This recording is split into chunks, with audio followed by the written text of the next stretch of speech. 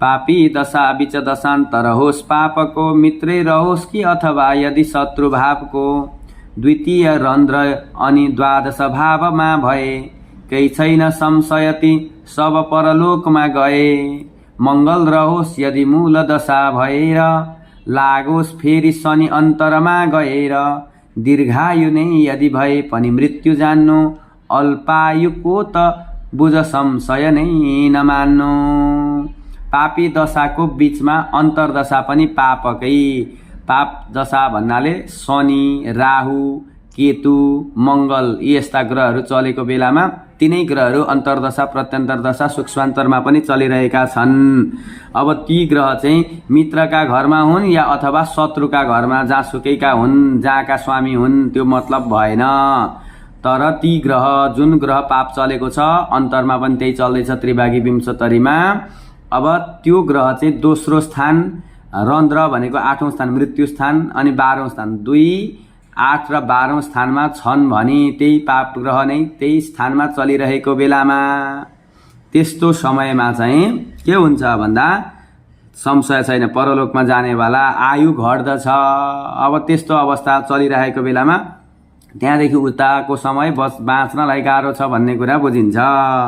अब यहाँ उदाहरणको लागि मङ्गल रहोस् यदि मूल दशा भएर, मूल दशा मङ्गल छ अनि यसको अन्तर्दशा, प्रत्यन्तर, सूक्ष्मान्तरदशामा शनि चलिरहेको छ भने त्यो समयमा पनि दीर्घायु व्यक्ति कुण्डलीमा अब आयु हेर्ने भाव हुन्छ, 8औं भावबाट आयु हेरिन्छ। अब अल्पायु हो, दीर्घायु, मध्यमायु हो, कुन हो। दीर्घायु यदि हो भने पनि मृत्युले लान सक्छ, त्यो अप्ठ्यारै हुन्छ यस्ता ग्रह चल्दा। अल्पायुको त अब संशय नै नठान्नु, अल्पायु त जसरी पनि छिटै नै जानुपर्छ।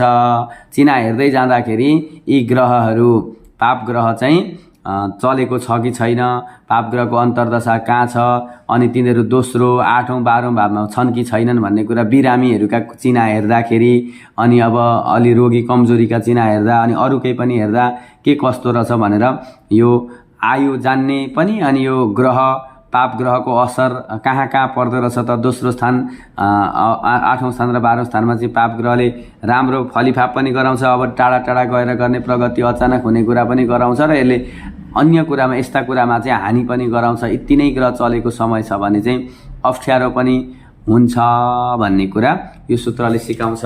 अब यस्ता धेरै सूत्रहरू छन्, हजुरहरूले अब फोटो खिचेर पठाइदिनु भन्नुहुन्छ। अब सबै सम्भव हुँदैन, एउटा एउटा गरेर यसरी नै अब यो भिडियोबाट अथवा एउटा एउटा फोटो मेरो आफ्नो नजर परेको, मलाई पनि मिठो लागेको, विश्वास लागेको, राम्रो भेटेपछि हजुरहरूलाई म प्रस्तुत अलिअलि गर्दै जान्छु।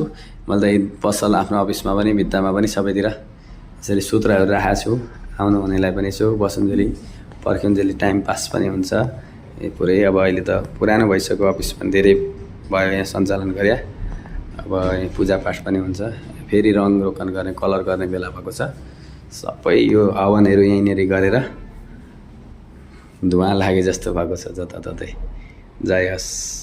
हजुरहरू आउनुभयो भने ठ्याक्कै यो पूर्व पश्चिम राजमार्ग, यो किर्खा बजार हो, ठ्याक्कै यो राजमार्गबाट पूर्व स्ट्यान्डको दक्षिणपट्टि हेर्दा यो बोर्ड देखिन्छ।